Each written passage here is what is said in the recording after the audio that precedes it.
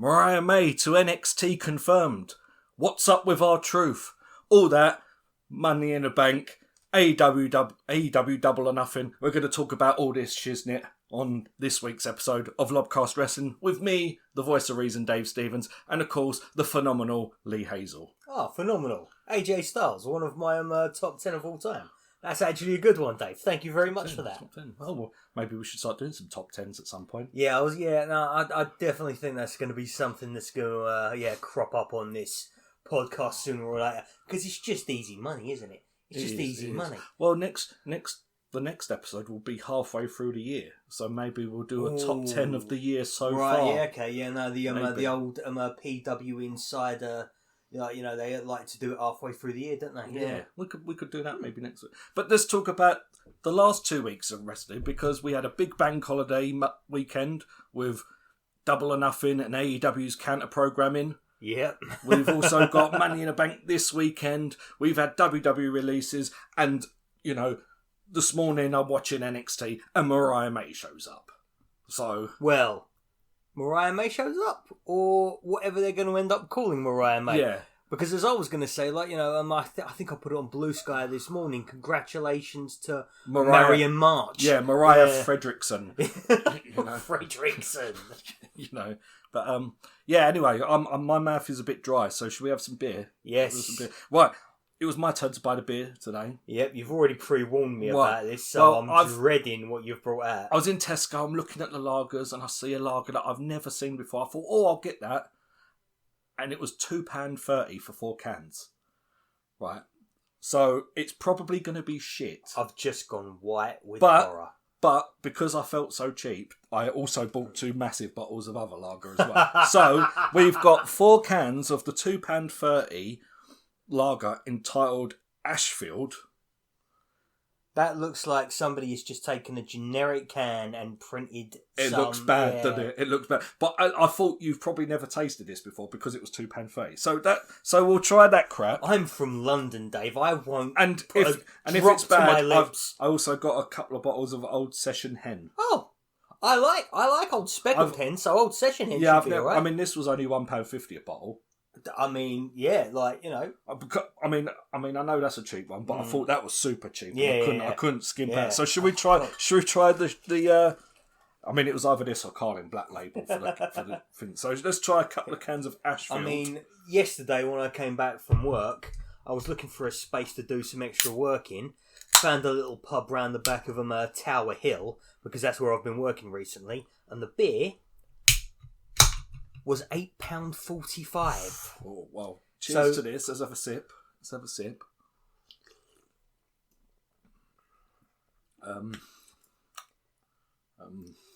It's beer. It's definitely beer. It's not too bad. No, it's just it's not very strong, is it? It's not. Yeah. Well, I mean, to be honest though, was it better than the Marks and Spencers? I can't taste the can. I don't remember the Marks. Oh yeah, no. Marks and Spencers basically tasted like a can of Stella Artois from when I was 18, drinking on the river with me mates. Yeah. Do you ever used to do that, Dave? Oh, yeah, I drink on the Thames? Yeah, of course I did. Nearly fell in as well. That's a story for We all did, Dave. We all did.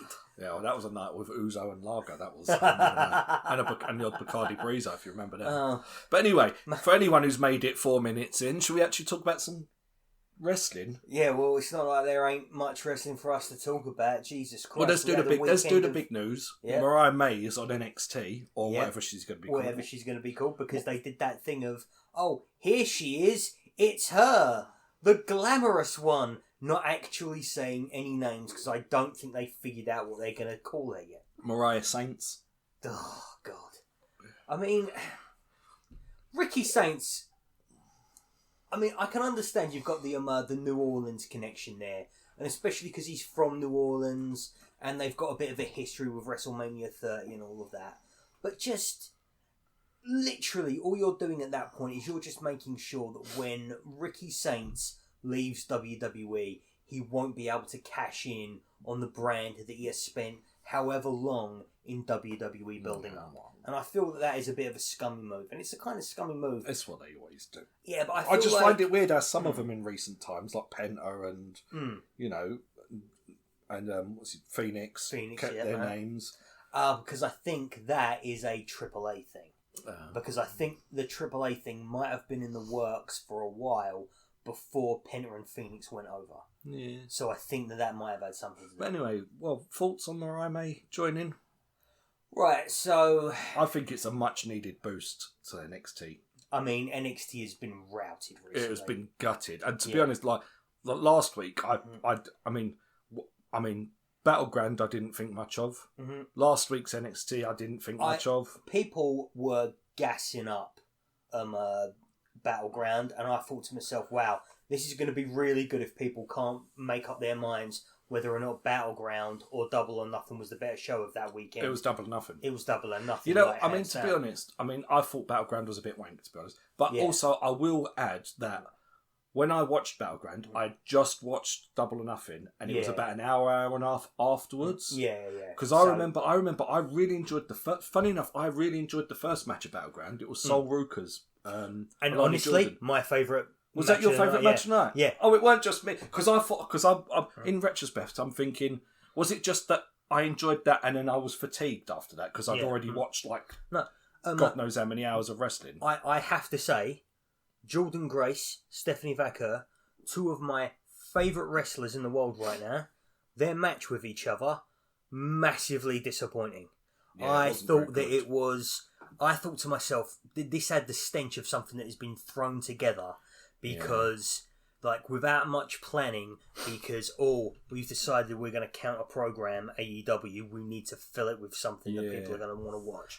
And what annoys me more is, why didn't they just put the belt on Jordan Grace there and then, rather than... Yep, because she lost it that week, didn't she? Yeah, she lost it to JC Jane, which is a bit... Who is not somebody who has really crossed my radar an awful lot. No. In the ways that Julia has, and the ways that... Jordan Grace has, and it's just do it there, do it then, have a talking point for the show that you are trying to promote in order to do the key performance metric that you want the show to do, which is to outperform AEW. I didn't think much of it. I ain't think much of the last couple of weeks of NXT. But I think Mariah May is going to be a big boost, so I'm looking forward to seeing what happens. I have to say, a lot of people have been saying that, oh no, you can't put Mariah May into NXT. She's main roster. And I've got to say, I disagree with that. Well, I mean, you could have put her on the main roster, but you've just brought in Julia, Roxanne Perez, and Stephanie Vaquer. So I think, it's a bit too bloated, really. Yeah, and... I mean, I'm speaking of bloated. They've just got rid of more people. Carlito, R-Truth, and Valhalla. Yeah, that's it. Also, a couple of people have completely gutted their social media of any mention of WWE. Yeah, The Miz, and Gunther. Gunther's entire Instagram feed now, which used to be a bunch of WWE promo materials, is now just his wife Ginny, who I don't know if you ever used to watch the British independence scene from the 2010s, but she was the fashionista. She was very famous for being one of Progress Wrestling's biggest champions back in the day. And well, I think he'll go to AEW straight away. If that's the thing that's happening, which you can't guarantee it is right now, but good lord, he has been floundering in WWE. I mean, what about the Miz? Would Miz go to somewhere like probably TNA? Miz is probably a TNA. I think if Miz leaves WWE, Miz never wrestles again. Possibly. He tries to get into acting. He tries to get into TV presenting. I don't see Miz wanting to wrestle for anyone less than the biggest wrestling promotion on planet Earth. I really don't. What about R-Truth? Where do you think R-Truth's going to go? R-Truth for me is absolutely massively TNA fodder. But I would like to hear your opinions on this. Well, I want him to go to AEW, and I've been cooking. I have fantasy booked R-Truths. What is that? I can smell something's brewing in the kitchen. It's R-Truths AEW debut. Oh, it smells good, Dave. Tell me what it is. You need to hear me. Right, so first of all, I'm pretty sure R-Truth, he owns Ron the Truth Killings, doesn't he? Yeah. And I'm pretty sure he owns the music as well. Oh, yeah. Right, so first of all, before I get into my cooking, we keep R-Truth the same R-Truth that just left WWE. We don't change R-Truth. It's the same character. Okay? Yeah. We don't put a new spin on it. It's the same guy. Yeah. Right? So picture this, right? We get to Dynamite. We got the Death Riders. They're smashing the place up. They're arguing. Something's happened. Marina Shafir's lost the title. She's lost the AEW World Championship. Oh no! The Death Riders are on a warpath. They're beating up people. They're accusing people. Maybe this leads to a match. I don't know. But anyway, there's a match later in the night. John Moxley, the Death Riders. It doesn't really matter. So we have the match. Death Rider shenanigans, the usual. Baby faces come down. People all over the place. Yeah. And then John Moxley is down on the floor. He's down on the floor. And then the music hits. What's up? Yeah. R-Truth comes sprinting to the ring. The only difference is this time, the joke is, he still thinks he's in WWE. Right? He still there's Cesaro in the corner. There's Dean on the floor, and he's looking around and he sees quote unquote Dean Ambrose on the floor. He thinks it's 2013, but he's not alone. He's carrying the AEW World Championship. Although it's not the AEW World Championship, it's the shitty briefcase. And he walks over to Aubrey Edwards and he gives her the briefcase and he says, I want to cash it in. And he tries to pin John Moxley. And that's my For a second there, what I thought you was going to say is that he presents the briefcase, he opens it up, and on the inside is the WWE 24/7 championship. No, he tries to cash it. He tries to cash it in as a Money in the Bank briefcase on John Moxley. And that's where the belt went. Bloody hell. Oh. That's what I would do with R-Truth, especially if his contract ends next week. I'd have him the week after Money in the Bank. Oh, absolutely. Just do that. I mean, the thing is that the outpouring of support for R-Truth. Oh yeah, well everyone's been chanting for him, haven't they? Yeah. On Raw and People stuff. have been chanting for him on Raw. I wouldn't say that it's quite the takeover that some YouTubers have tried to sell it as, but I definitely say it's been quite prominent on the show. But it's the main reaction that I have seen, the one that has made me go oh wow, they're really upset about this, is the wrestlers themselves. Yeah. The wrestlers have come out for R-Truth in a way that they haven't come out for anybody else, which tells me that he is either one of the most beloved members of the roster, or that they have noticed a pattern recently of a lot of people getting kicked out, and they are frankly getting sick and tired of it, or they're actually kind of worried about their own contracts. Yeah. I think a few things that we have seen so far, for example, the Miz and Gunther wiping their social media accounts of anything to do with WWE, might actually just be a bit of organised protest from the wrestlers themselves. Could be. A bit of but it does suck. I would have thought R-Truth would have been there for life, Yeah, absolutely. And he's still the thing is, he just main evented Saturday night's main event. Yeah.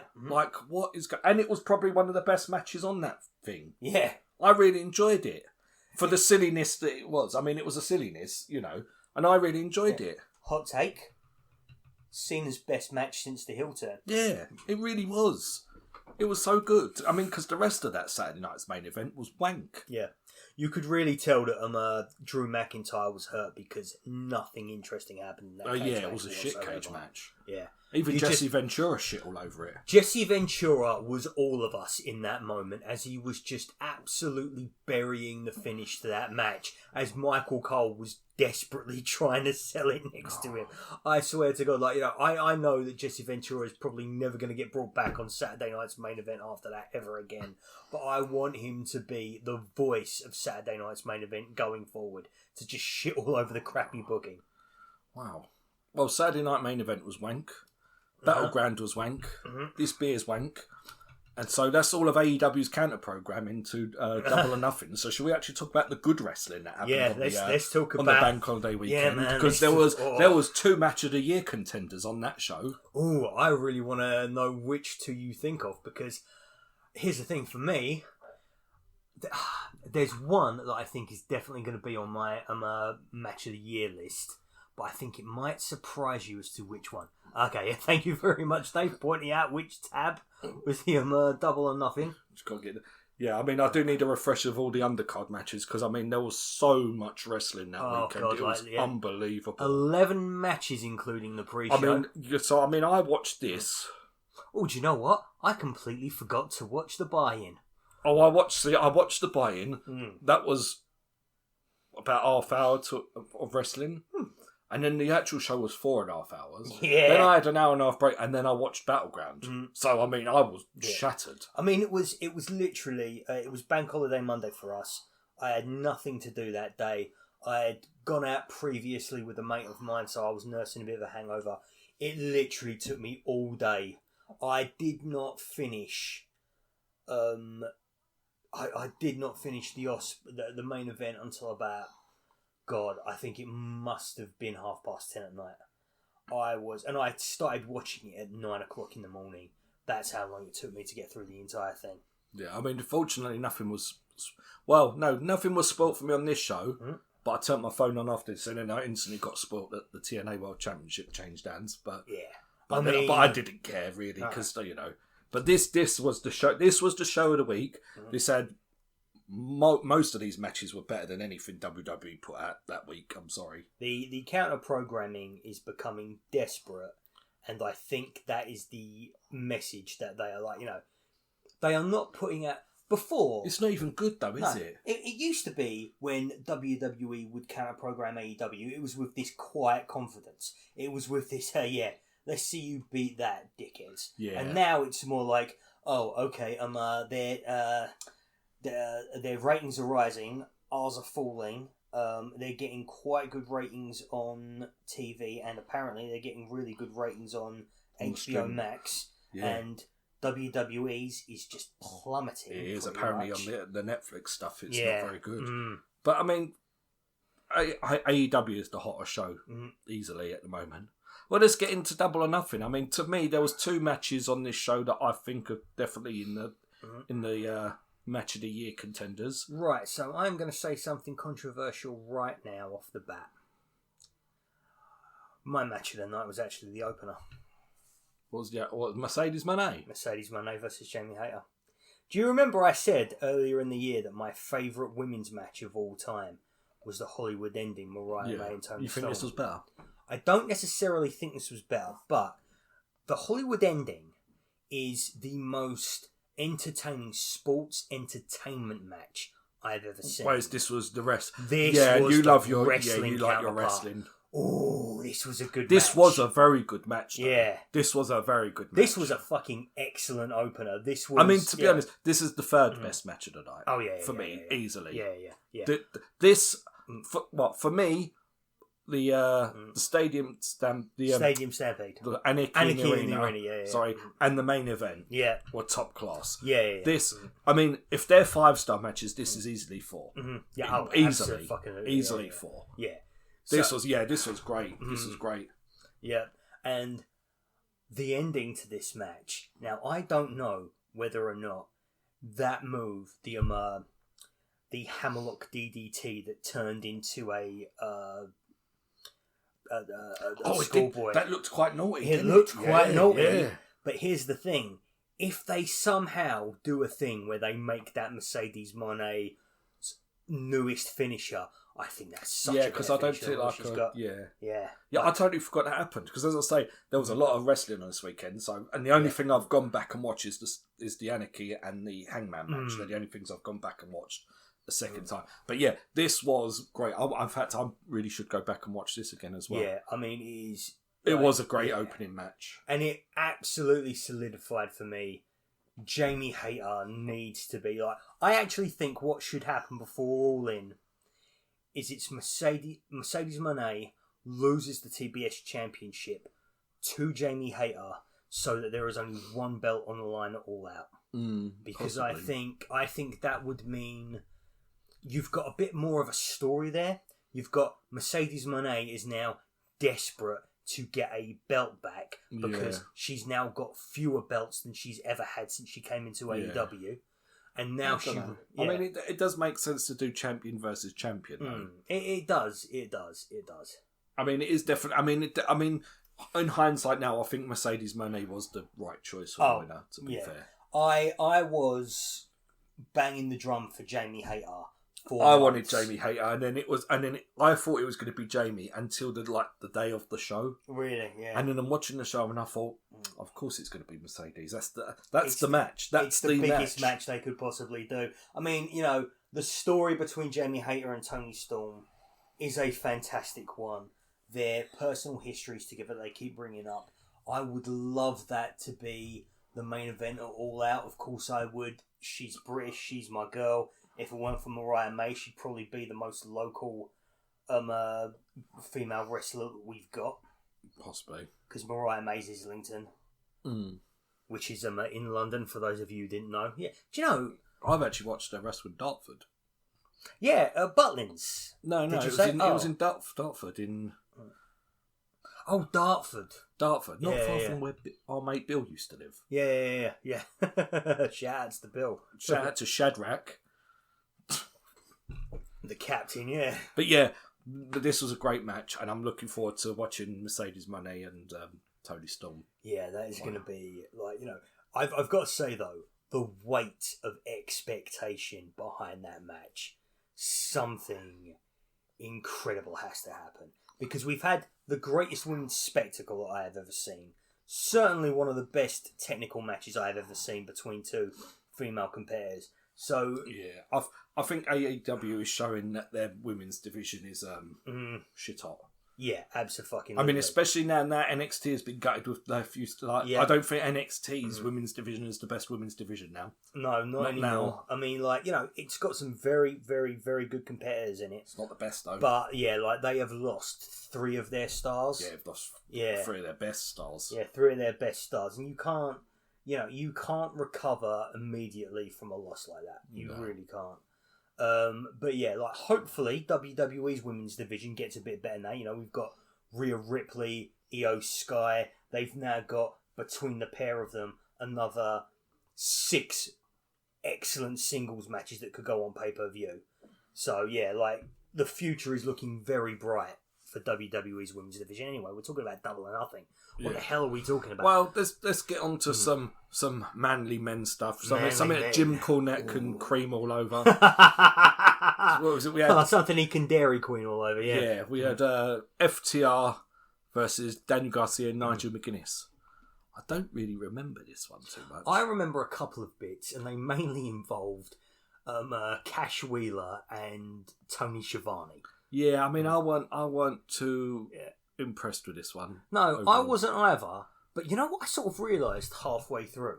The story that they're telling with FTR in this match is pretty much exactly the same as they were telling, as WWE was telling with Gunther versus Pat McAfee. Yeah. It's the same idea. It's heel wrestlers get over by abusing commentary. Former wrestler turned commentator decides to get into the ring to give them what for. Except, and I know I don't want to turn this into a tribalistic thing. I know we're comparing WWE and AEW a lot. I mean, it is the wrestling landscape that we live in. See, when you say that though, I enjoyed the Pat McAfee match more than this one. Oh, did you enjoy the Pat McAfee? Yeah, because it was more entertaining. Okay, I mean, this was better wrestling, obviously. Yeah. I mean, no doubt about it. I mean, I'm not an idiot, but. I mean, this was better wrestling. I mean, when you talk about a variety show, this is, your classic absolutely Mid-South, type wrestling. It just did too long. It was a bit too long. I'm looking at the time and it says 22 and a half minutes. Yeah, and the story, and to be honest, I'm not too interested in the story. And then the next match, which didn't really have much of a story going in, we had the stretcher match with Ricochet and Mark Briscoe, which I thought was bloody fantastic. Absolutely. Oh, this was Mark Briscoe versus Mr. Clean. I mean, I love Mark Briscoe. Yeah. My wife loves Mark Briscoe, so we always, I mean, and there was no doubt that I mean, I knew he was going to lose. He takes the pinfall all the time. Yeah. But I mean, I love Ricochet's heel character. This was just this was a good laugh. This was just good fun. Yeah, this was like, when you hear, they're going to do a stretcher match, and you think to yourself, a stretcher match on the same card that you're going to do Anarchy in the Arena. Yeah, well, now we know this is just the excuse to have the ambulance sitting at the end of the ramp. That's all it was. Effing genius, it is genius. That is. It is. It's very good. This was a good, 15, 16 minutes of just fun. And of all the things, it's been a couple of weeks. I was hungover while I was watching it. So a lot of what has gone on this pay-per-view has kind of blurred into one for me a bit. But one thing I absolutely do remember, beyond any shadow of a doubt, is Mark Briscoe trying to clean Ricochet's big bald head. Oh, yeah, with the Windex. Yeah, the Windex. Laughing like a fucking drain at that. One of the best spots of the year, I think. Yeah. There was a good... Wasn't there didn't Ricochet do a shooting star and land on the stretcher? Yeah. It was just good fun. Yeah, it was silliness, good fun. Loved it. That is like the... like what WWE used to do back in the day when they would have a Miracle on 34th Street match or something like that. Yeah. It's supposed to be a fun hardcore match. It just sort of comes off as a bit lame. Yeah, but this was fun. It was good. This was proper fun. It was good. It was good. It was a good line. I really like what Ricochet's doing. Mm-hmm. I mean, I don't see him winning a title or anything with this gimmick or anything, but I think he's found a little place on that roster. Oh yeah, and I think he's perfect. He can be memorable without winning championships. Yeah. Yeah. And then if you do need someone to fight for a title, they can easily just give him that little push. Yeah. And he can, Yeah, he can slot in to any title scene that you can think of. Yeah. Great. And also, one thing I do have to say, when it comes to Mark Briscoe, when it comes to, he was a big player in ROH for years, and I never paid him much mind because I was always more interested in, the McGuinnesses, the Danielsons, the Samoa Joes, the AJ Styles, the Steens and the Tyler Blacks. But since AEW brought ROH, Mark Briscoe has been one of my consistently most favourite. Yeah, I think he's really come into his own. Oh, massively. Yeah, I mean, even before his brother died and he was a singles wrestler, that trilogy of matches between FTR and the Briscoe brothers.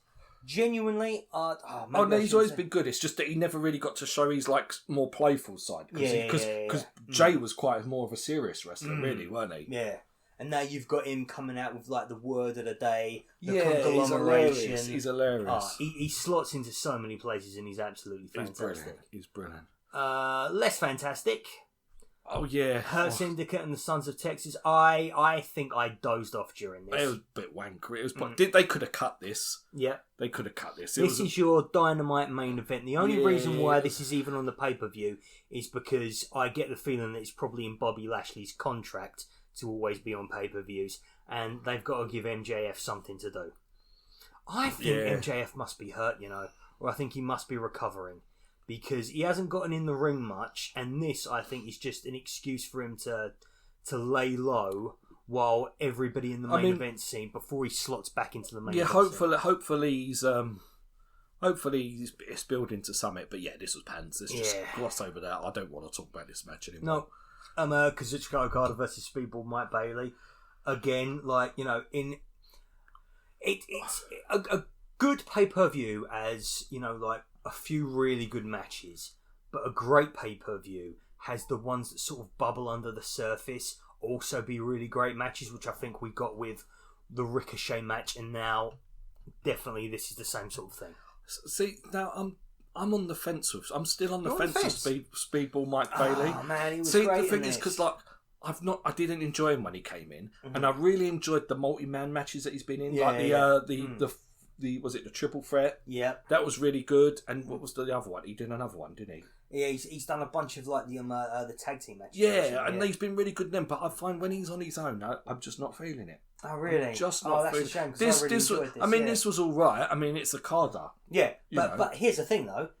By far and away, Okada's had some really good matches since he joined AEW, but nothing of the kind of Okada of old that we remember. This was it's not quite Okada of old, but it's the closest we've gotten so far. Yeah, I mean, to be honest, I'm just not a big fan of... I mean, it's weird. I kind of don't mind Speedball, but it's just... different match. I've enjoyed him in the multi-mans, not so much on the singles side. See, when he first came in, I thought to myself, oh, this guy is channeling all of the Karate Kid, the Kurt Russell movies of the 1980s, and I thought that would be right up. Well, I thought it was cheesy, and then he had the triple threat match. Yeah. And then I thought, oh, no, actually, he's quite good. And then when he's had the tag team matches and things, it carried on. And then he had the singles match, and it just didn't. I don't know. Maybe I mean, to be honest, I might have been having a bit of fatigue by this point as well. Yeah. Though. It's been a long day. I did have several breaks during this during my time of this, which is probably why I enjoyed it. Yeah, a bit more. I mean, to be honest, it's just overshadowed by. It might have just been because it's overshadowed by what the greatness that was on. Oh yeah. You know, we've had the Mercedes match. We've got greater matches coming up, but yeah. Well, next we had the women's match, the women's world title match. Toni Storm and Mina Shirakawa. Really, really strong match, I thought. Yeah, it was good fun. It was good fun. Not nowhere near as great as the opener. No, but if you're gonna and this is 2 women's matches on the same card, and I would say both of them really, really good. One obvious leader, one obvious out in front. But this also really good. I mean, I thought Mina Shirakawa was actually quite good on this. Huge. Because it's weird, because I like Mina. I think she's quite good personality, good character in that. But I don't think she's just as good as some of the other women on there. Yeah. And especially some of the Japanese women wrestlers. I mean, we're still missing Shida. Where's Shida? You know, Takeshita's wife. Yuka Sakazaki. Which, by the way, congratulations, you two. That is an absolutely fantastic announcement you made recently.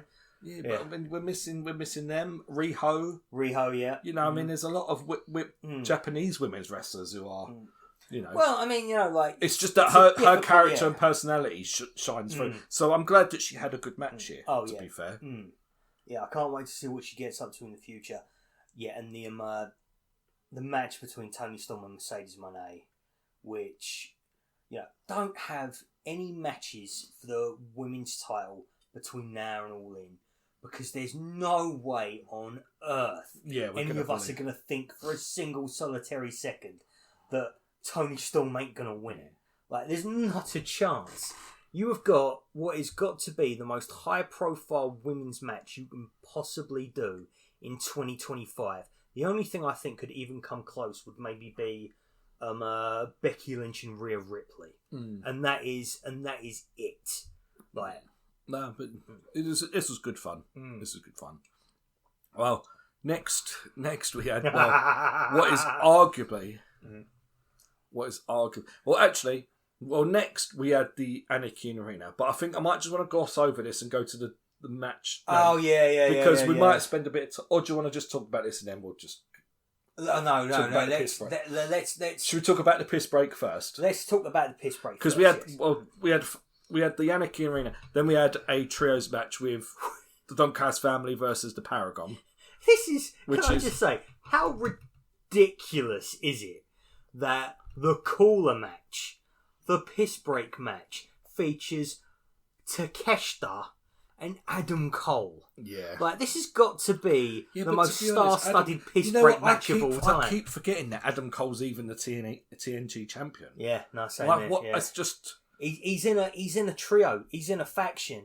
Yeah. I'm going to say it now. I don't remember much about this match. No. It was the cool-down match. That's all I bet you, if you watch this match in isolation, you'd think to yourself, wow, what a great match. Yeah.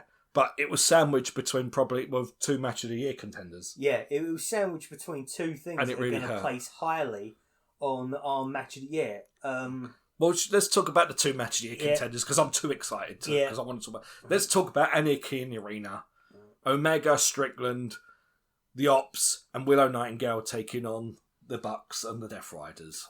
What a great piece of entertainment this was. Oh my god.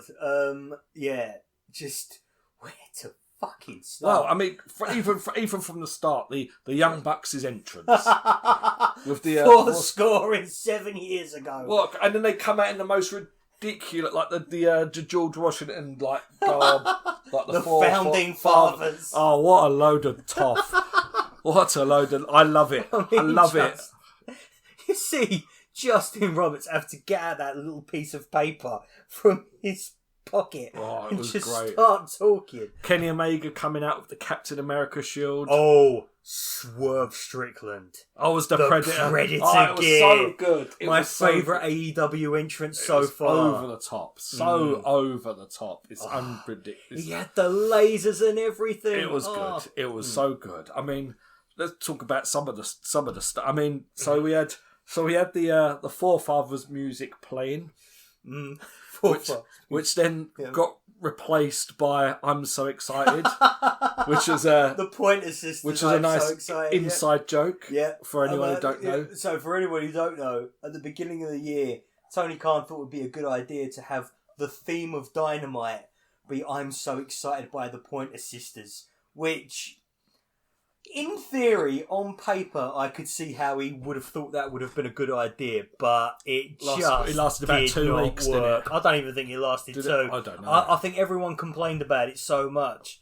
I was one of them. I was on the internet straight Well, I don't know, away. because see, I find that Triller TV, sometimes they don't have the opening music. Oh, yeah. I think they were missing the opening music for a while after that, because of the fact that they were like, right, we've paid for the Pointer Sisters, we can't afford any other music. I mean, now they've got a Sum 41 song, which I don't believe could have cost them much money at all. You know, I have to say, I said it a while ago, but have you noticed how Dynamite opens like old school Monday Night Raw now? Yes.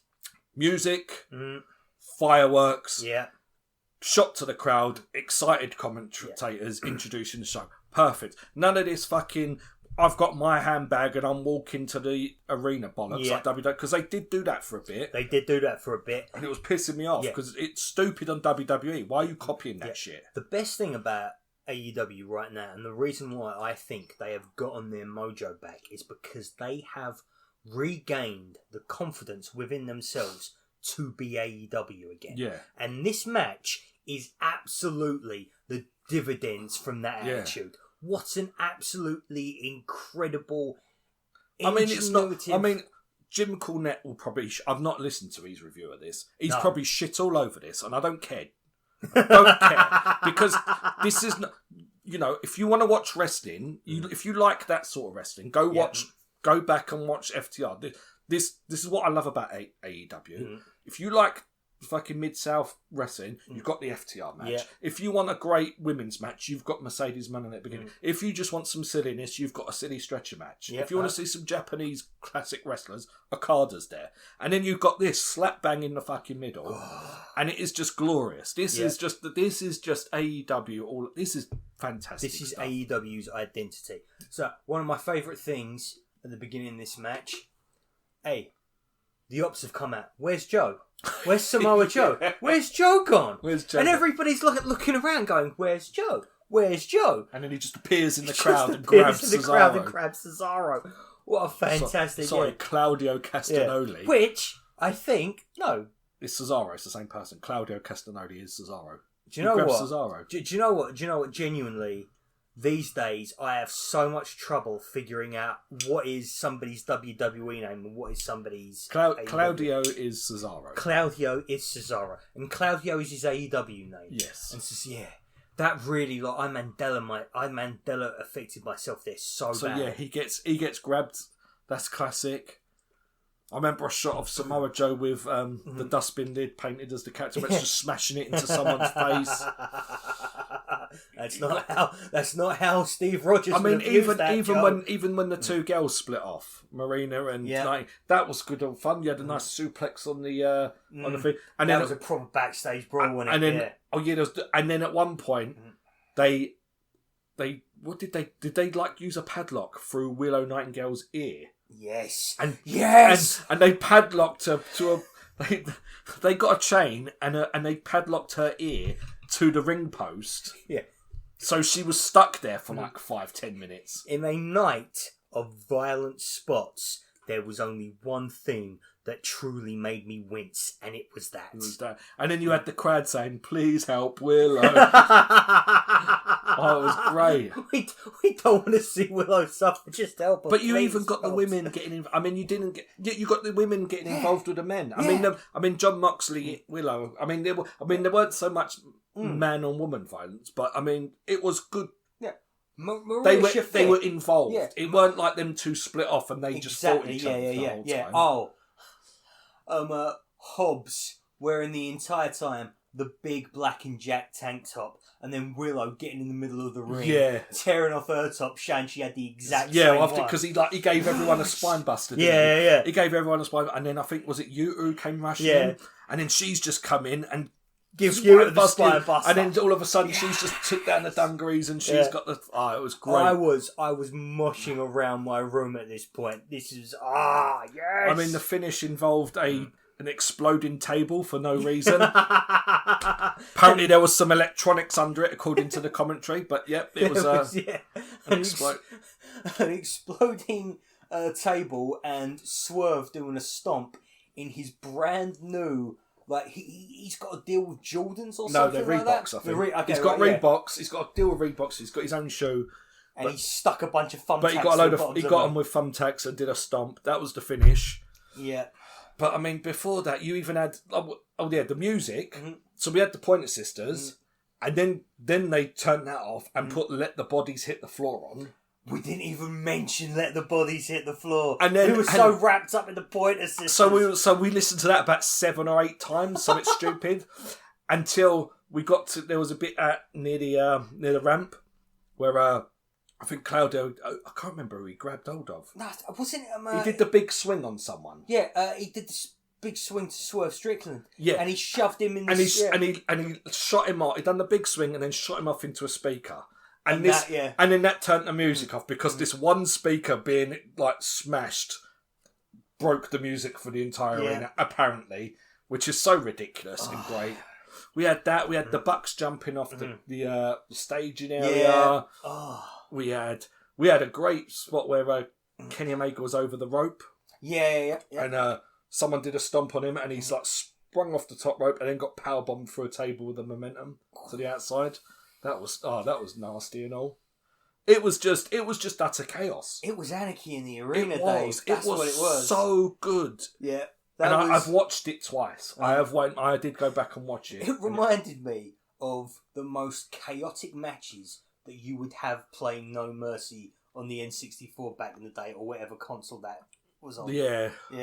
Like a SmackDown game. Yeah. The original SmackDown game. Yeah. Oh, mate. Mind you, speaking of SmackDown games and this sort of match, because you mentioned about the Hardcore Championship Scramble. Yeah. Right. One of them old SmackDown, because they never done it again after that. One of them old SmackDown games, you can actually have that as a match type. Oh, really? The Championship Scramble. Yeah, I remember you playing it a lot. Oh, that's cool. I've thought about it after the podcast. But yeah, craziness. So go play that old SmackDown game. Recreate your Anarchy in the Arena. It's lovely. Brilliant stuff. Oh, mate. Brilliant. This was, perfect AEW stuff. And this is exactly why I had to take about an hour's break after this match, because we've just discussed Anarchy in the Arena. We're about to talk about the main event, and I am shattered. Well, I am knackered. Well, that's up because I've just finished my first can of Ashfield. I've got about another quarter of it to go, so I'm gonna put in your wicker bin, and I'm gonna try. Do I want to drink my other Ashfield, or do I want to try the old session hen? I'll go for the hen, mate. I'm gonna go for the old session. Tell you what, if you don't like the hen, I'll have the hen. We'll have the hen. I'm gonna because I do like we Well, it can't be much worse than what I've just drank. To be honest. I mean, it's I can smell great, it from here. But it's inoffensive. Oh, I can smell that. It's an ale, Dave. It's an ale. Yeah. Usually, I'm sniffing audience, a bit. Yeah. For those, for usually chat. We go to the we go to the pub after we finish recording the podcast. And Old Speckled Hen is one of the beers that I have when I'm over there. This is old session hen. It smells nice. Let's taste this. Taste does.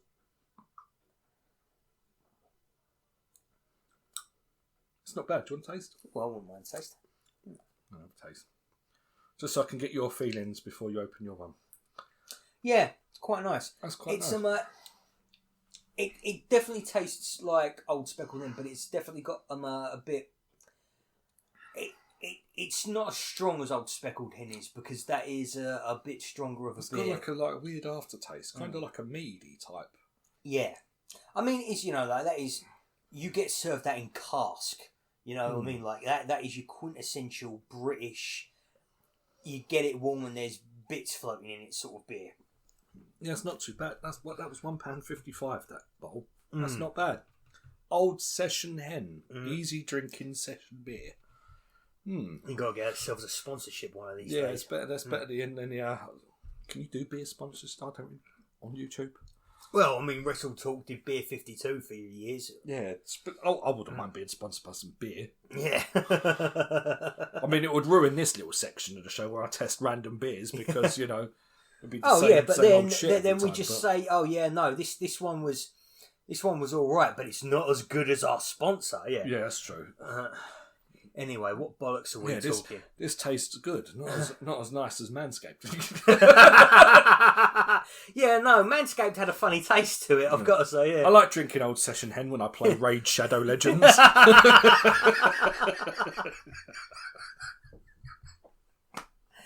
It's those kind of jokes that are going to make me need better help. It is. Oh, fucking hell. Oh. I mean, maybe I could start up a website with these beers on Squarespace. That's it. We've done it now. We've gone through the gamut. We're going to start talking about all the shit that we can't actually get in this country. We'll start talking about fucking Lisa and fucking foldable mattresses that you can get in the bloody delivery. Yeah. I can't really think of any other. I was going to carry on with the joke, but I thought I've just got a mind blank now with all the silly sponsors. Oh dear. But don't spill that on your t-shirt, because otherwise you'll have to go get one from Into the AM with your big man t-shirts, your big man boobs. Don't hold your face in disgust, Lee. Took me a while to think of that one. I'm doing the Picard face, ladies and gentlemen. I'm doing the Picard face palm. All right. Well, anyway, let's drink our beer and let's talk about the main event of AEW Double or Nothing, because I know one of the mantras of this podcast is no edits, but I feel like the last 5 minutes. Yeah, it's true. I was going to say something about editing software, but I can't think of any editing software names then. Well, you don't have to sponsor the one that we use, because we use DaVinci Resolve and that's free. It's like people only do things because they get paid, and that's just really sad. References. Yeah, references for anyone over 30. Wayne's World for anyone under. Yeah. Anyway, right, so... Main event time. Hangman Adam Page versus Will Ospreay. What a match. Especially the last 15 minutes. Right. One of... I'm looking at the time now. I'm looking at what it says that this match was, and it says 36 minutes and 56 seconds. And frankly, I'm in a bit of disbelief by that, because this one just fucking flew by. It was a bit of a slow start. But it was such a great process. And then from, I'd say, the point where it was just before the table botch. I think it was when Hangman did the Angel's Wings. About that point on, probably about 15, 20 minutes in, and then it just switched gears. Oh my God. Went and went and went. What a match. And one of the best stories I think I've ever seen AEW tell. There was only one thing I don't like about this match. Go for it. There was so they went to do. It was on the announce table. Hangman went to hit the Deadeye. Yeah. And the table broke, like a la carte angle. Yeah. And to be fair, the commentators played it off perfectly. Perfect commentary to cover up the fact that the table broke before he done the move. It was great. They was going about, the weight of the... It was like, perfect. There's two full-grown fucking wrestlers on the damn thing. And you know what? And the botch didn't bother me. Until Hangman Page instantly got up and gave him a Deadeye anyway. And I just thought, talk about like I've plotted the match out in my head and I need to hit every beat. They could have just got in the ring. They could have just carried on. And it just, that just took me out a bit, because it was just like, okay, my planned spot was to do the Deadeye. Yeah. So that fucked up, but I'm going to get up and do the Deadeye anyway. Yeah. Do you know what I mean? It was just... I mean, like, wrestlers get it into there. The audience want to see certain spots. Yeah, but I mean, to be honest, they could have just carried on.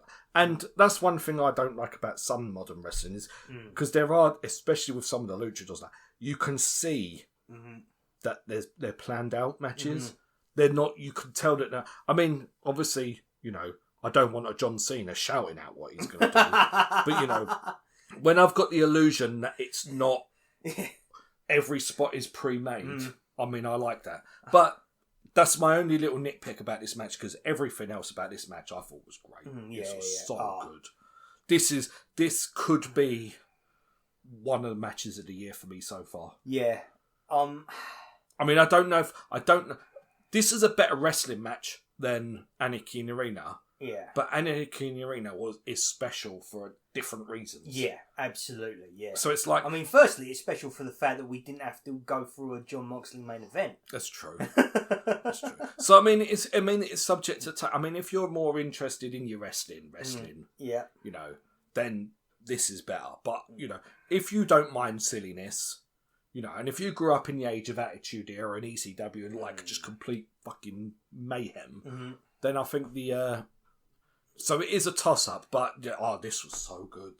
This was so good. This literally, I don't get goosebumps much anymore. I'm a jaded, almost 40-year-old wrestling fan. Adam Page versus Will Ospreay. The previous few segments that they did, the promos that they cut, the match where they teamed up and did that spot where Will Ospreay was inches off from hitting Hangman Adam Page with a hidden blade, and Page just staring at Will's elbow like it owed him money. Just, oh my god, they have been making magic, and they've been making magic since. The segment on the most recent Dynamite probably won't be the most recent Dynamite by the time you hear this, but the segment on the most recent Dynamite where they're all talking, and then, obviously Hangman Adam Page won. Swerve Strickland came out to interrupt him during his promo on this week's Dynamite. Will Ospreay got in between them. I think what we're going to have is Will Ospreay versus Swerve Strickland at All In. I think that's going to be fucking phenomenal. I mean, yeah, just incredible stuff. This is the kind... I don't get excited. I don't get that sort of old school excited that you remember getting when you were a kid very much. Well, the storyline, because I mean, I know we had everyone come together to fight off the Death Riders with the Anarchy, but I think now with the storyline, now we're getting the Avengers storyline. Yeah, this is Avengers. I mean, you got the Death Riders, and anyone who knows the Avengers. So you got your Loki and his bad guys. But no one gives a shit. I mean, while you might be interested in Loki and his little schemes, what you want to see is the middle of Times Square or wherever it is in New York. You want to see Captain America, Iron Man, and Thor and the Hulk all come together, and the Arrow Boy. I'm joking. I like Hawkeye really, but yeah, that's what you want to see. You want to see everyone come together, and I think that's what we're going to start getting with. We're going to get the WrestleMania 40 type. Yeah. But I think this is going to be better. Yeah, I was not the biggest fan of that match. I know everybody else was. Well, the match was crap. Yeah, the match wasn't good. It's just we got The Rock and we got the I mean, I don't know why. The Undertaker was there. Yeah, it would have made more sense for Stone Cold, but they probably couldn't get him. And that's why I suspect this is going to be better. Is because every single person who's going to get involved in that match is going to have a reason to be involved in that match. And then I think we'll probably, to tip it off, is at the last minute we'll probably then get Darby Allin to come and tip the scales. Yeah. See, what I think is going to happen, I think there's going to be... I think this will probably be a false finish, actually, because it'll be a bit too on the nose. But I reckon you're going to get Swerve Strickland run into the ring and do the same thing as what Adam Page did when he ran down into the ring in Swerve Strickland versus Jon Moxley's match, where he goes, I actually want to stop Swerve from winning, but now I'm here, do I actually want to help him is defeat the Death Riders or my enemy? And I reckon Swerve. Or do you think Swerve's going to help the Hangman? I think Swerve's. Yeah, but I think he's gonna. But what Adam Page done is he kind of didn't do either, did he? He didn't do either. I think Swerve's actually going to help the Hangman, and I think that is going to be a bit of an interesting story beat because it means that Swerve reached his redemption arc before Adam Page really hit his. But then it leads into because then Adam Page can then go on and fight the Avengers, each one of them. You know what I mean? And have the title run that he didn't really have. But I mean, we're talking about the future. We should be talking about this match because this was all because we had. I mean, it was great, and then we had it was like from the. I said it skipped up a gear from the Angels Wings, and then it switched up another gear.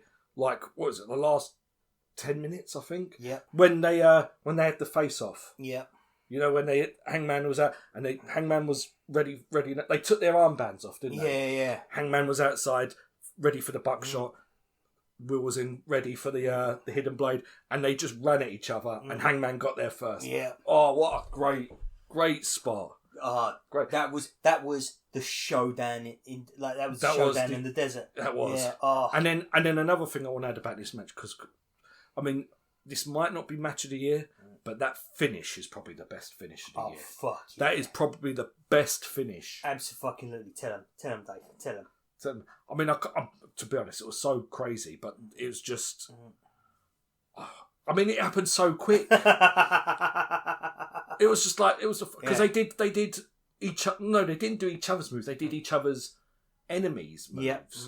Yeah, we had... They did their enemies' moves. I could not believe it, yeah. Will went to do the Angels Wings. The Angels Wings, yeah. And then Hangman Page done Swerve's move, didn't he? I could not. I popped so hard for that. When I heard Excalibur say big pressure, I was like, oh shit, that's Swerve Strickland's move. And I think just before that you had, Hangman went for the buckshot. Yeah. And as he flipped in, he got a hidden blade to the face. You had Ospreay doing a V-trigger. Yeah, and then you had Ospreay went to do another... I think that was the finish. Ospreay went to do another hidden blade, and then Hangman went down, didn't he? Yeah. And then they did each other... I think, did they do each other's moves then? I can't remember. It was so good. I only watched it a couple of hours ago, this match. Yeah. I watched it a couple of hours ago. It was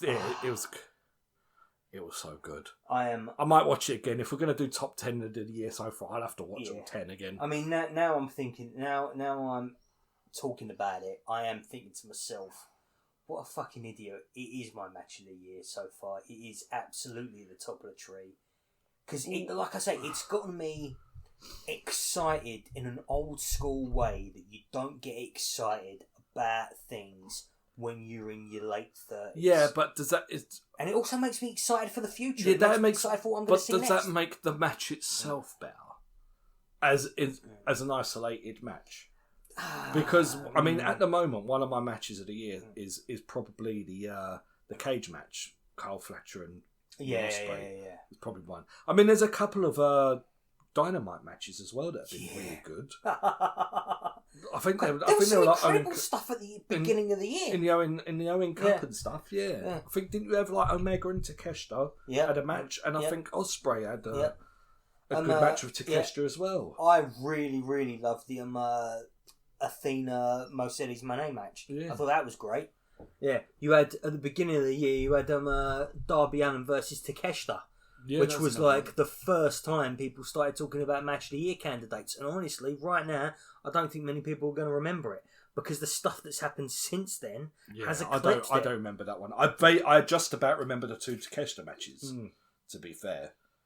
Because the TV match, I don't particularly remember a lot of the TV matches too much. Yeah. Because obviously pay-per-view, I tend to remember the pay-per-views more because they're the big, you know what I mean?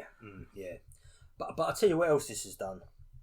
This has absolutely solidified, in my opinion, that the Owen Hart Cup is AEW's Royal Rumble. It is there.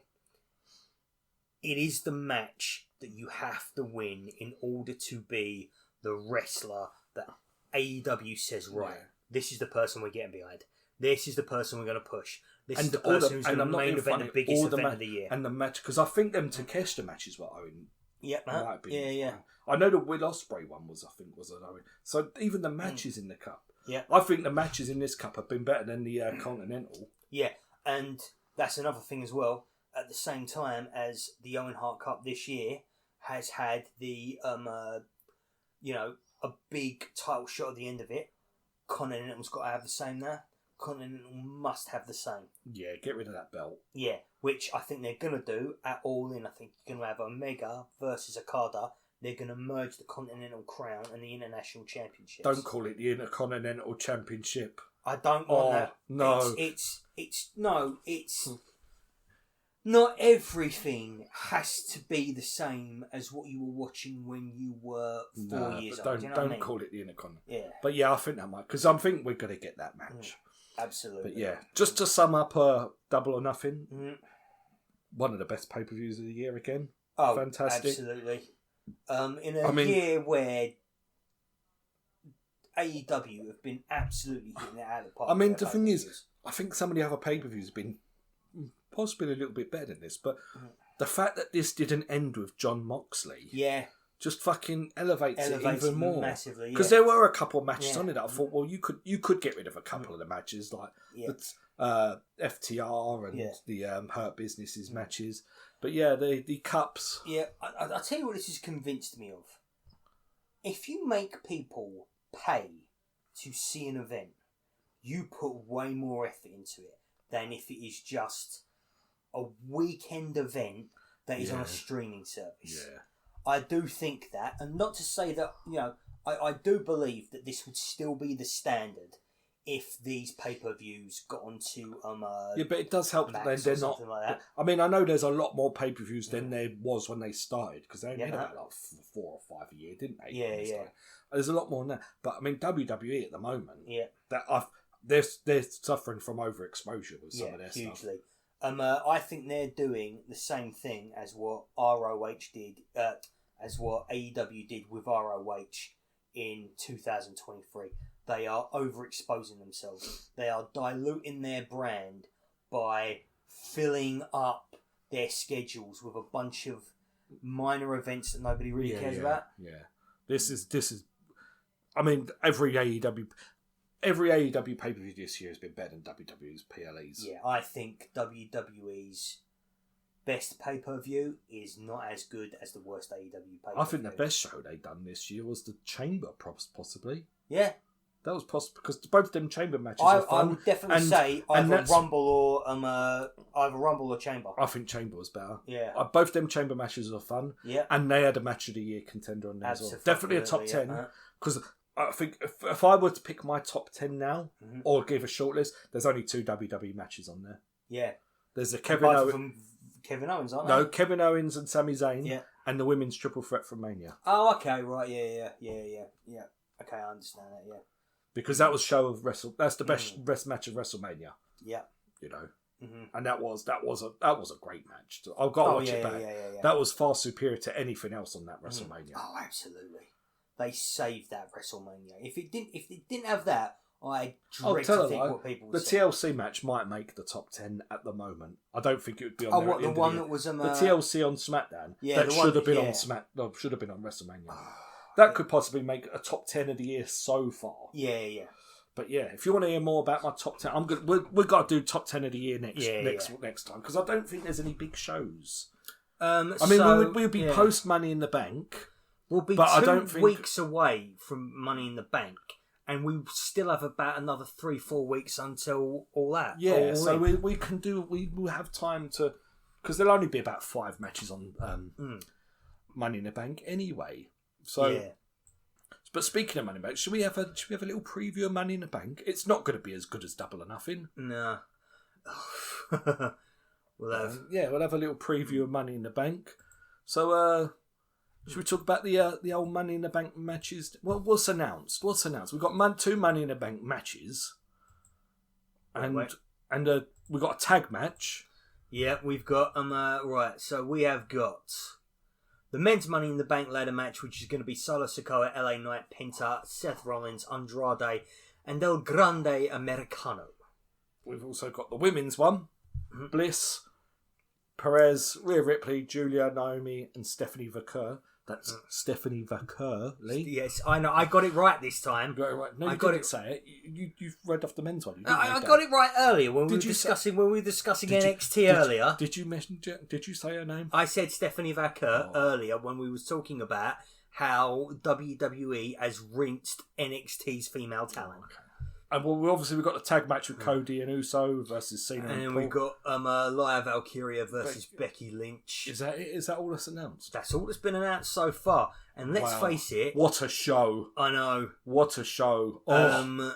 Yeah. So match massively. The event has massively lost a lot of interest for me, seeing as how CM Punk versus John Cena has basically been taken off of the cards for this match, for this event, despite the fact that their most famous match came in Money in the Bank, which I understand was pure fan booking, but I'm sorry, tell me you would not prefer John Cena versus CM Punk to Cody Rhodes and Jey Uso versus John Cena and Logan Paul. That's going to be awful, isn't it? I mean, that's going to be awful. It was supposed to have Travis Scott in it. The only thing that I would say that wouldn't have made it much worse, though. Really, this is shit. The one thing I would say is that Cody Rhodes, I do not think, will allow himself to have a bad match in this context. Well, whether he allows it or not, Jey Uso, I don't like Jey Uso.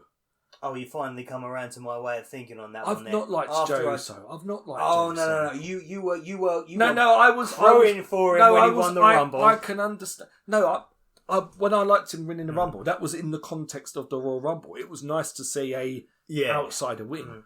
But I mean, I know he's a merch seller. I know everyone at the audience, probably even me if I was there. That doesn't mean we have to like. But watching at home, it's shit. I don't like him. I don't think he's great. As I said last time, he sounds like a simpleton in his promos.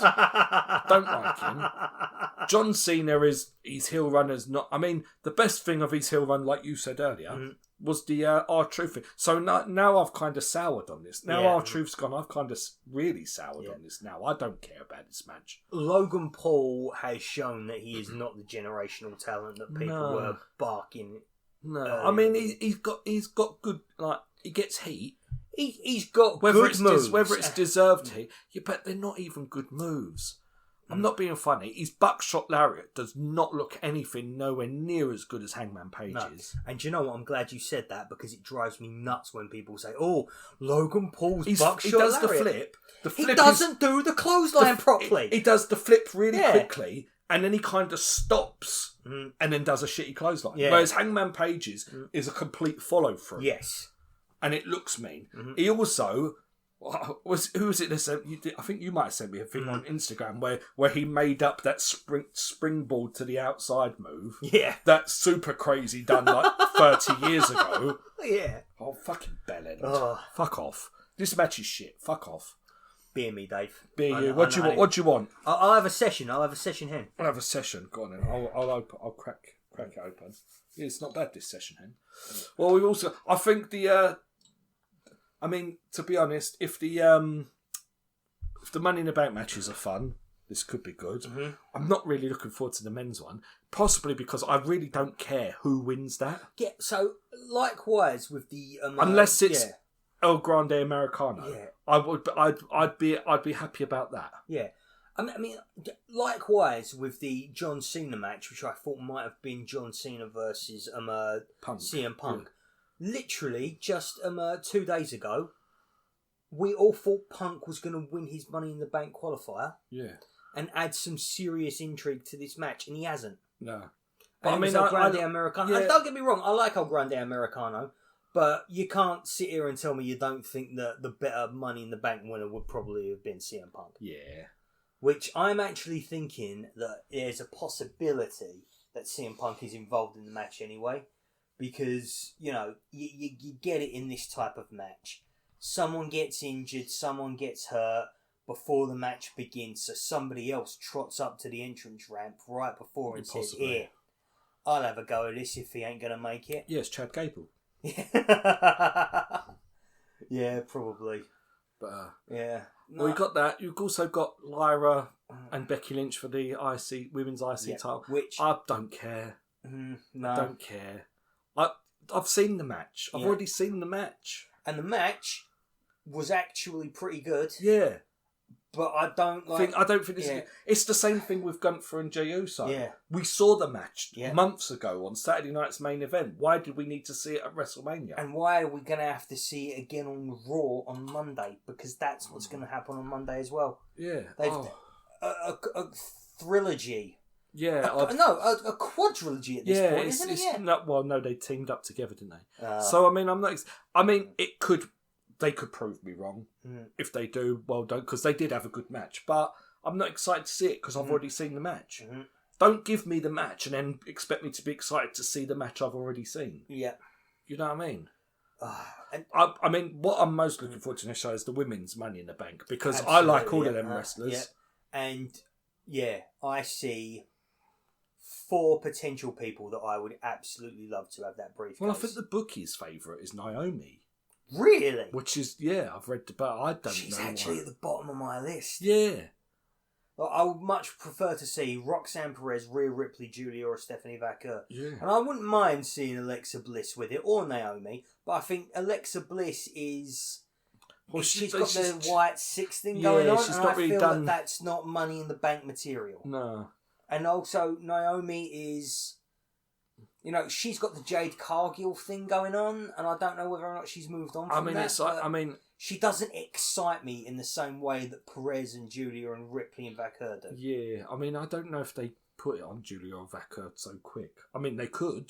If they did, if it was one of them, I'd think it'd be Vaquer more than Julia. Yeah, and for me, it's if you're trying to inject some life into your women's division, then fucking inject some life into it. And one of the people that you bring up for this moment, for this match, I think Vaquer would be a great winner for that. But overall, I'm not particularly looking forward to this. So we've got this, and we've also, I think in the morning, we've also got the Worlds Collide show as well. Oh, which I don't know anything about. I'm not even going to look it up. No. I will watch it. There just seems to be a lot of lucha wrestling at the moment, because obviously AEW's on the lucha train at the moment with their Grand Slam coming up soon. They've got a lot of... So there's a lot of lucha libre wrestling at the moment, which is quite fun. Which, apparently the latest battleground for professional wrestling is Mexico, because, you've obviously got WWE have brought AAA, and... AEW in with CMLL, aren't they? Yeah, which they were in with AAA for a long time, because AAA and New Japan were quite tight. But apparently... No, AAA wasn't tight with New Japan. AAA was tight with CMLL. Oh, okay. And it made things awkward between AEW because that's and New why Japan. You had, unlike the first Forbidden Door and that, you didn't have people like Penta and stuff on it, because Japan didn't want any of the AAA guys on the show. Yeah, and then apparently... Yeah, because CMLL have always been in with Ring of Honor and stuff, haven't they? Yeah, and AAA have apparently, for years, been wanting the attention of WWE to effectively buy them. And a lot of people speculate that the reason why they have done now is because of the fact that they had a relationship with AEW. And so they've basically used this as a, the counter-programming thing, trying to win points over AEW from a business perspective. But now, apparently, AAA for years and years and years was a much better product than CMLL, because CMLL had the WCW thing going on, where it was an old boys club and they weren't letting the young guys through. Yeah. But the pandemic apparently completely switched places. And now CMLL are the strongest place for professional wrestling in Mexico, and AEW are massively enjoying profiting from that. Yeah. Well, we're going to get a lot of lucha libre wrestling. I'm probably going to continue with the Forbidden Door stuff. I will watch, because it'll probably be on Netflix. If I don't watch anything else, I will. That will be on Netflix. Worlds Collide. If I don't watch anything else, I'll probably watch whatever Vikingos. I might even watch that one live. Yeah, because I know there'll be a load of fucking ads in it. But if I'm watching it on YouTube, I might not have as many YouTube ads in it live than I will if I try and watch it a day later, because them fucking YouTube ads piss me off. I ain't paying for YouTube. I'm sorry. Mm-hmm. Oh, dear. Honestly, if I got rid of everything, if I could only keep one of them, it would probably be the YouTube Yeah, stuff. to be honest, I do watch a lot of YouTube, but you don't get the stuff I watch. I don't get many. It's just the WWE stuff. WWE puts so many ads in their YouTube videos. Oh, I hate it. Yeah, they put so many ads everywhere. I mean, fucking, what is it? Saturday night's main event was just a 2-hour advert. Let's be honest. Oh Christ! Fuck me, that was torture to watch. That was. Well, if you're like me and you watched it on YouTube and you could just scrub through the adverts as they were happening, that was a neat 120 minutes. I could do that, but then as soon as I press play, it you pay for YouTube. I don't. So I scrub through that, and then a YouTube ad would come on. And they've taken away the ability on the tellies now to skip through it, because you used to be able to cheekily block the ad and it would skip it. Yeah. They've taken it away now, so I can't skip the YouTube ads, and it's fucking hellish. So I'm not looking forward to Worlds Collide because that is. And I'm not going to start paying for YouTube, because other than the WWE stuff, I don't really mind the odd ad for what I watch. Okay. All right, Dave. Let's move on to what is any other business? We've got Wrestle Club this week. Wrestle Club. Well, yeah. What did we do? Oh, it was a big Wrestle Club, wasn't it? Mm-hmm. I'm going to be honest with you. Yeah. I haven't actually picked out much for my recommendation because there's been so much fucking wrestling. Yeah. I do have a backup, so I will. But I watched your recommendation, the 2-hour plus fucking video. Oh, you watched the whole thing? I watched the whole thing in piecemeal. I watched it. Yeah. I've got to do it. It's for the Lobcast. I've got to do it. I take my position as a broadcast journalist very seriously. Chuck a mic in front of a man and he calls himself a journalist. So I did watch it. I can't remember a lot of it, to be fair. I did enjoy it. There was one thing, I think the last match on it was the Lucha Brothers versus RVD and Sabu. Yeah. And I think that was from 2019. And fuck me, did Impact look very fucking indie in 2019. Oh, massively, yeah. Glad I weren't watching Impact in 2019. Yeah. Fuck me, it looked awful. Oh. But yeah, there was some good stuff. Oh, and one thing I have to declare, because I watched an interview with Sabu. Yeah. Oh, nice. And he said that he didn't go into thumbtacks, right? So I mentioned that on the last podcast. So then I'm watching his video, and 2 matches in, he goes through thumbtacks, and then the next match of Abyss, he goes in thumbtacks, and I thought, fuck you, Sabu. You made me look like a liar on my own show. He said it on his interview. I just couldn't believe it. But yes, so he does do thumbtacks. Mate, he just probably didn't like him. He probably didn't remember. He's been it over the head a few times.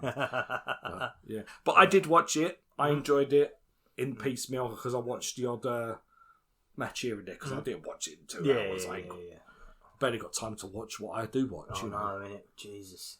But some of us got to watch the wrestling, though. So I was going to say actually, for Wrestle Club, have I made you watch Sasha Banks versus Bayley already? Yes. Damn, that was going to be my pick this week. Yes, you have. The Iron Woman match. You pick lengthy shit for me to watch. I started off giving you nice 10-15 minute Attitude Era matches that you could just watch on the toilet perhaps, or watch on the bus or something. I'm sorry, you've asked me to fill in the gaps for you for the last few years of WWE, and I've discovered that the last few years of WWE is shit. That's what I've gathered from your recommendations. Okay. Break glass in case of emergency. What did I recommend? I recommended you the RVD Sabu versus Hayabusa and yes. I mean, what did you think of that one? Oh, I think you've seen it before. Yeah, of course I have. Yeah. But not classic old school era ECW violence. Just an absolutely fantastic time. Anyway, break glass in case of emergency. Okay, right. Let's give you something that I think you're actually going to enjoy. Daniel Bryan, Bray Wyatt, cage match, Royal Rumble. What year? Let's have a look. Oh, Lee. I know. I'm not good with years.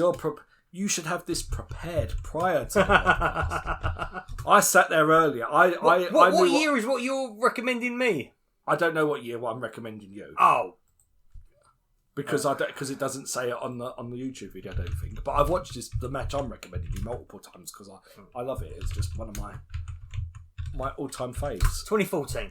Royal Rumble 2014, Bryan Danielson versus Bray Wyatt. And the full match looks like it's on YouTube. So we will... Wait a second. Well, if it's on YouTube, we will link it in the doobly-doo down below. And my match is definitely on... is it the Royal Rumble? Or is it just a random episode of Raw? No, it's the Royal Rumble. I thought it was in a steel cage, but it's not. Oh, it was a different... apparently, Daniel Bryan and Lee's Bray Wyatt... making up matches again. Well... It forms a bit of a blur. So one of the lead-up matches to this match was Daniel Bryan and Bray Wyatt teaming up together to take on the Usos in a steel cage. But this is the match that came pretty much afterwards. Okay, the thing is that you do kind of need the story with this one, because this is all about how Daniel Bryan and Bray Wyatt were in a tag team together, because Bray Wyatt had been, seducing and trying to bring Daniel Bryan into the cult. And everybody thought that Daniel Bryan was absolutely falling for him. And it turned out he wasn't. He was playing Bray the entire time. And the match they had at the Royal Rumble is their big blow-off. Well, to be honest, it is Daniel Bryan. Mm-hmm. So I don't think I've ever seen that man have a rubbish match anyway. So we will link that one in the doobly-doo down below. In the doobly-doo. And my match that I'm going to pick, break grass in case of emergency, is going to be... on a Throwback Thursday from Ring of Honor's YouTube channel. Very an old match. Well, not probably about as old as this, maybe. Colt Cabana versus Toru Yano.